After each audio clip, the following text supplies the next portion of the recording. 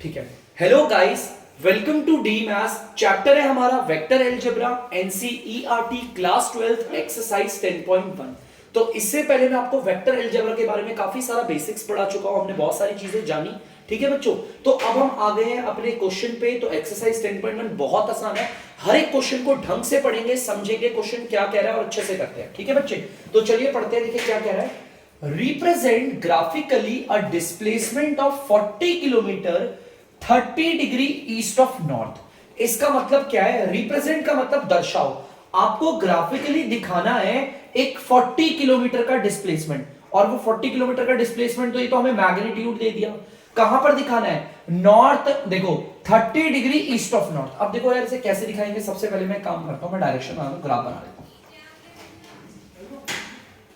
अगर आप देखोगे ध्यान से बच्चों, तो ध्यान से देखना, मैं ग्राफ बना रहा हूं। आपको पता है ये वाई एक्सिस होती है, ये हमारी एक्स एक्सिस होती है, ये एक्स, ये एक्स डैश। ठीक है, आप और आपको पता है ओरिजिन होता है हमारा। ठीक है बच्चे, और ये होता है हमारा आपका हो गया वाई, और ये हो गया वाई डैश। ठीक है, चलो डायरेक्शंस भी दे देते हैं। डायरेक्शंस के अकॉर्डिंग अगर बात करें तो ऊपर वाला होगा नॉर्थ, और नीचे वाला होता है बच्चों साउथ। इस वाले पार्ट को हम कहते हैं ईस्ट, और ये वाला पार्ट होता है हमारा नॉर्थ। बच्चों हमें डिस्प्लेसमेंट कितने किलोमीटर का दिखाना है? पर वेस्ट, यहां पर वेस्ट है। तो ध्यान से देखना बच्चों एक बार। तो बच्चों आपको पता है सारी डायरेक्शंस मैंने दे दी है, ऊपर नॉर्थ है हमारा, नीचे साउथ है, यहां पर ईस्ट है और यहां पर वेस्ट है। ठीक है, हमें डिस्प्लेसमेंट कितनी दिखानी है? 40 किलोमीटर। अब डिस्प्लेसमेंट मतलब हमें दूरी दिखानी है 40 किलोमीटर की, लेकिन कहां से भाई? ओरिजिन से तो स्टार्ट करेंगे, ओरिजिन से। तो 40 किलोमीटर कहां दिखाऊं?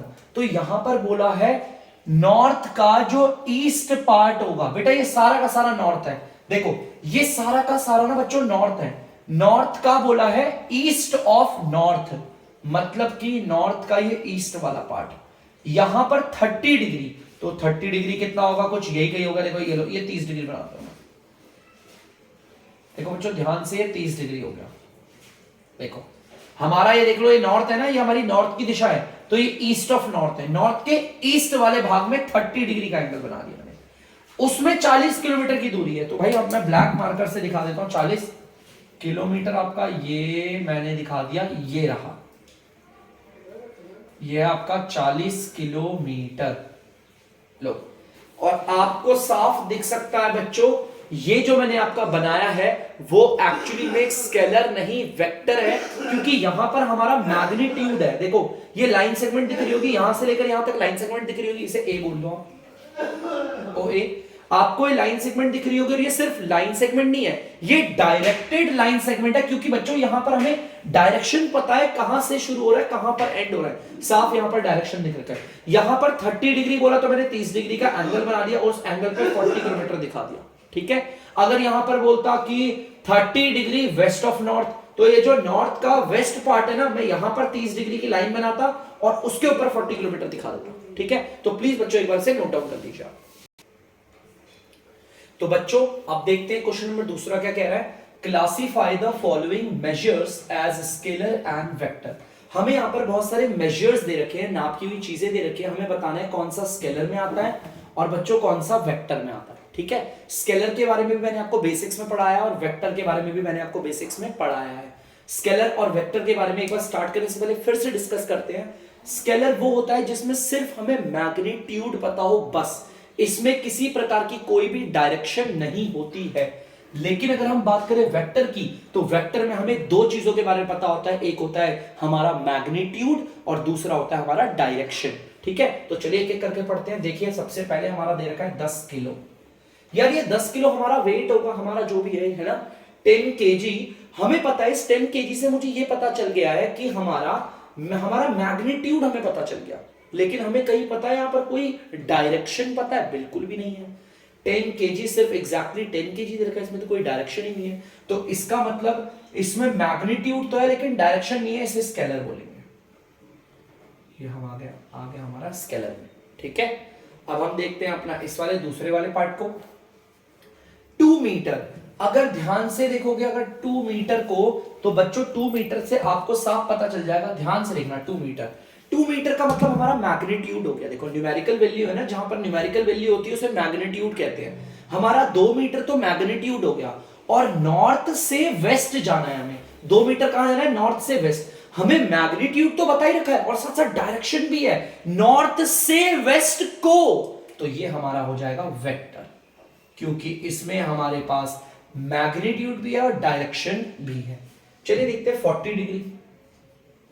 अगर हम यहां पर देखें 40 डिग्री, तो यार 40 डिग्री यहां पर तो सिंपल सा हमें एक मैग्नीट्यूड दे रखा है। सिंपल, अगर आप ध्यान से देखोगे हमारा क्या दे रखा है? मैग्नीट्यूड दे रखा है। सिंपल ही है मैग्नीट्यूड। और आपको पता है हमारा जो मैग्नीट्यूड है, हाँ, इस मैग्नीट्यूड से हमें ये पता चल गया है, ये मैग्नीट्यूड से हमें सिर्फ ये पता चला है स्केलर है, क्योंकि इसमें किसी प्रकार की डायरेक्शन नहीं है, तो इसे स्केलर में डाल देते हैं। 40 वाट, अगर ध्यान से अगर आप देखोगे इसमें भी आपको सिर्फ मैग्नीट्यूड दिखेगा बच्चों, मैग्नीट्यूड ही है, इसमें कोई डायरेक्शन है बिल्कुल भी नहीं, सिर्फ मैग्नीट्यूड है। और जिसमें सिर्फ मैग्नीट्यूड होता है उसे हम क्या बोलते हैं? Scalar. 10 to the power -19 coulomb, ये तो चार्ज दे रखा है हमें, क्या दे रखा है? चार्ज। तो ये भी तो एक न्यूमेरिकली वैल्यू है, मैग्नीट्यूड ही तो है, मैग्नीट्यूड के अलावा कुछ और है? बिल्कुल भी नहीं। तो ये भी हमारा क्या होगा? स्केलर होगा। ज्यादातर स्केलर ही भरे पड़े हैं। यहां पर देखो इसे हम बोलते हैं 20 मीटर पर सेकंड स्क्वायर। मीटर पर सेकंड स्क्वायर, ध्यान से सुनना यार, या तो ये एक्सेलरेशन है, ये हमारी एक्सेलरेशन ही होगी हमारी, है ना, जिसकी यूनिट मीटर पर सेकंड स्क्वायर होती है उसे हम एक्सेलरेशन कहते हैं। और अगर किसी बच्चे को नहीं पता तो कोई बात नहीं, आप मुझे ये बताओ इसको देखकर क्या पता चल रहा है? क्या हमें यहां पर किसी प्रकार से डायरेक्शन का पता चलता है? डायरेक्शन तो बिल्कुल भी नहीं पता चल रही, हमें तो सिर्फ मैग्नीट्यूड पता चल रहा है। और जब डायरेक्शन नहीं पता, मैग्नीट्यूड होता है सिर्फ, तो यहां पर क्या आएगा ये आप लोग खुद करेंगे। ठीक है बच्चों, तो प्लीज चलिए आगे बढ़ते हैं। तो बच्चों जैसा कि यहाँ पर पता है हमारे एक्सेलरेशन है, तो ऐसा कुछ भी नहीं है कि हम मैग्नीट्यूड है, आप लोगों को पता होना चाहिए अगर आप फिजिक्स पढ़ते हैं तो, कि एक्सेलरेशन की डायरेक्शन होती है। एक्सेलरेशन मतलब क्या? जिसकी भी यूनिट ना बच्चों मीटर पर सेकंड स्क्वायर हो, जिस किसी की भी यूनिट हो मीटर पर सेकंड स्क्वायर, उसको हम एक्सेलरेशन कहते हैं। ठीक है, तो बच्चों हमारी जो एक्सेलरेशन होती है, या फिर आप कह लो ग्रेविटी की भी हमारी यही होती है बेटा, इनकी डायरेक्शन होती है। कैसे पता चलती है? देखो ये पॉजिटिव है, पॉजिटिव का मतलब है इसकी डायरेक्शन है ऊपर की तरफ, ये ऊपर की तरफ बढ़ेगा। और अगर मान लो ये नेगेटिव होता तो इसकी डायरेक्शन होती नीचे की तरफ। देखो ध्यान से, ऐसे नीचे और ये ऊपर। तो अब मैंने देखा कि यार यहाँ पर तो ये पॉजिटिव है, मुझे कैसे पता चला? ये एक्सेलरेशन है इसकी यूनिट को देखकर, मीटर पर सेकंड स्क्वायर, और ये पॉजिटिव है तो उसके ऊपर की ओर डायरेक्शन होगी, और अगर ये नेगेटिव होता तो नीचे की ओर डायरेक्शन। तो डायरेक्शन तो दे रखी है ना हमें यहाँ पर, हमें दिमाग में लड़ाना है कैसे। एक्सेलरेशन याद रखना, हमेशा एक्सेलरेशन की डायरेक्शन होती है, तो ये आता है बच्चों हमारा वेक्टर में, स्केलर में नहीं आता। बहुत बच्चे सोच रहे होंगे कि सर मीटर पर सेकंड स्क्वायर, अभी तो आपने बोला कि इसमें सिर्फ मैग्नीट्यूड है। ध्यान देने वाली बात तो ये है कि ये प्लस है और ये एक्सेलरेशन है। अगर एक्सेलरेशन प्लस होता है तो उसकी डायरेक्शन होती है ऊपर की ओर, और अगर एक्सेलरेशन नेगेटिव होता है उसकी डायरेक्शन होती है नीचे की ओर। एक होता है एक्सेलरेशन में होता है रिटार्डेशन, एक्सेलरेशन, ये चीज है। तो प्लीज बच्चों से कर लीजिए, बढ़ते हैं अगले पार्ट पे। तो बच्चों आप लोग देख सकते हैं क्वेश्चन नंबर तीसरा। क्वेश्चन नंबर तीसरा क्या कह रहा है एक बार देख लेते हैं। ठीक है, classify the following as scalar and vector quantity. तो बच्चों सेम वैसी क्वेश्चन है, हम लोगों को इन्हें क्लासीफाई करना है कि ये स्केलर है या वेक्टर क्वांटिटी है। तो चलिए एक काम करते हैं, चेक करते हैं स्केलर है वेक्टर है, देखते हैं बच्चों। ठीक है, चलिए देखते हैं। सबसे पहला हमारा टाइम पीरियड। टाइम पीरियड तो आपको पता है समय काल। यार समय काल, टाइम पीरियड, अगर मैं किसी को बोलूं भैया 2 घंटे आपको मुझसे मिलने के लिए 2 घंटे का टाइम पीरियड वेट करना पड़ेगा, तो 2 घंटे में कहीं डायरेक्शन का कोई पता ही नहीं चल रहा बिल्कुल। यार टाइम पीरियड, जैसे कि लेट्स सपोज मैं बोलूं कि डीमैथ्स की जो क्लासेस होती है ना वो 1 घंटे के टाइम पीरियड की होती है, तो 1 आवर में यहाँ पर तो सिर्फ मैग्नीट्यूड दिख रहा है। इस 1 घंटे में जैसे कि मैं बोलता हूँ मेरे को हॉस्पिटल में मेरा ऑपरेशन है जिसका टाइम पीरियड है 2 आवर्स, तो ये जो टाइम पीरियड है 2 आवर्स, इसमें सिर्फ मैग्नीट्यूड दिख रहा है 2। क्या डायरेक्शन है कहीं पर? कहीं पर भी नहीं है, तो ये सिर्फ स्केलर है, ये हमारा स्केलर क्वांटिटी। अब हम देखते हैं डिस्टेंस। डिस्टेंस का मतलब होता है दूरी। अगर मैं आपसे बोलूं कि दिल्ली से आगरा की, देखो दिल्ली से आगरा ऐसे नहीं बोलूंगा, दिल्ली और आगरा के बीच की दूरी है मान लो 150 किलोमीटर, तो यहां पर मैंने दिल्ली और आगरा के बीच की दूरी बताई है 150 किलोमीटर, डायरेक्शन तो बताया ही नहीं। दिल्ली टू आगरा करके बोला ही नहीं है, आगरा टू दिल्ली करके बोला ही नहीं, इसमें सिर्फ और सिर्फ हमें दूरी बताई जा रही है, एक मैग्नीट्यूड है 150 किलोमीटर का, तो ये भी क्या हो जाएगा, स्केलर क्वांटिटी, जिसमें सिर्फ मैग्नीट्यूड है। अब बात करें फोर्स की, तो फोर्स ना बच्चों ये वेक्टर में आता है। सबसे पहले तो मैं आपको बताता हूं फोर्स हमारी दो प्रकार की होती है, एक होती है पुल और दूसरी होती है पुश। ठीक है, देखो ध्यान से, एक होता है पुल और एक होता है पुश। देखो ध्यान से, एरो से बदल जाएगा। लेट सपोज मैं बोल रहा हूं ये एक लड़का है, ठीक है, ध्यान से देखना, ये एक लड़का है और ये एक बॉक्स है। इस लड़के ने इस बॉक्स पे लगाया फोर्स और वो भी 5 न्यूटन का, मान लो। ये लड़का जो है, इस लड़के ने इस बॉक्स पे अपने हाथ से ताकत लगाई, ठीक है, इस लड़के ने इस बॉक्स पे ताकत लगाई 5 न्यूटन की, और कौन सी फोर्स लगाई, पुश लगाई है। क्या लगाई है, पुश लगाई है, ठीक है। पुश का मतलब क्या होता है, पुश का मतलब होता है धक्का देना। तो ये 5 न्यूटन की ताकत लगा रहा है, ताकत किस ओर पे लगा रहा है, इस तरफ। तो फोर्स की डायरेक्शन दिख गई हमें, फोर्स की डायरेक्शन होगा डब्बे को उधर की ओर भेजना चाह रहा है, ठीक है।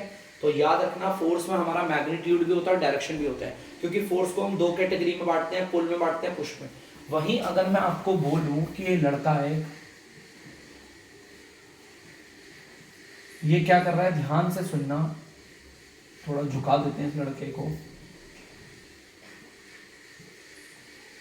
ये क्या कर रहा है, बैग को उठा रहा है।